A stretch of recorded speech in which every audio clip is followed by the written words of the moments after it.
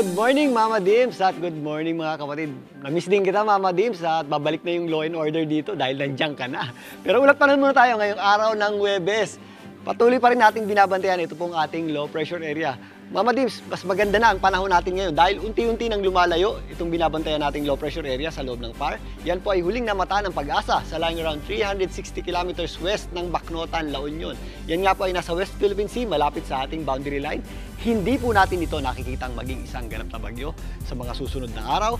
Ito po ay posibleng malusaw lamang o makalabas na rin ng ating PAR ngayong umaga. Dahil po sa paglayo nito sa ating landmass o kalupaan, unti-unti na rin pong nababawasan ang epekto nito sa ating bansa. Samantalang nakaka-apekto naman po yung ating Intertropical Convergence Zone dito po sa areas ng Mindanao.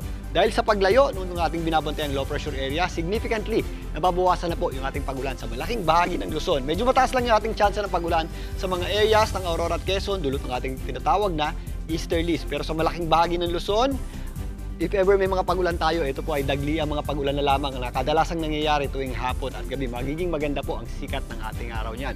Yung ating mga possible thunderstorms sa hapon hanggang gabi, mostly nandito po sa mga areas ng Ilocos Region, kasama na po dyan ang area ng La Union at Pangasinan. Maliwalas din ang panahon natin sa malaking bahagi ng Visayas. Ganun din po ang area ng Palawan. If ever yung ating mga pagulan, yan po ay mga isolated lamang na mga pagulan o yung ating tinatawag na afternoon showers or thunderstorms. Dito naman sa Mindanao, mataas po ang ating tsansa ng pagulan sa ilang areas ng Surigao del Sur, kasama po dyan ng Davao Region, dahil sa epekto ng ating Intertropical Convergence Zone. Samantalang, pagsapit ng hapon hanggang gabi, tataas po yung ating tsansa ng pagulan sa mga areas ng Zamboanga Peninsula, BARMM at maging dito sa Soc-Sargent. Again, mag-ingat po tayo kapag nakakaranas tayo ng thunderstorms dahil biglang buhos po yan ang malakas na pagulan na posibleng magdala ng mga flash floods at landslides. Samantalang, dito sa Metro Manila, magandang araw po o maaliwalas na panahon ang sasalubong sa mga papasok ng opisina, trabaho at eskwela. Pero again, ugaliin pa rin po natin ang pagdadala ng payong dahil uso nga po yung ating mga afternoon showers or thunderstorms o yung mga dagli ang pagulan lamang na kadalasang nangyayari tuwing hapon at gabi. Paghandaan po natin yan mga kapatid.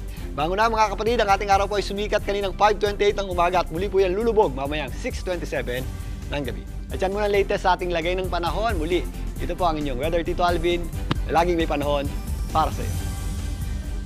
Mga kapatid, Dimples Romana po, kumpletuhin ang inyong umaga ng mga kwentong puno ng inspirasyon. Salubungin po ang bawat araw ng may ngiti at pag-asa. Kaya't mag-subscribe na po at mag-follow na sa aming social media pages ng News 5.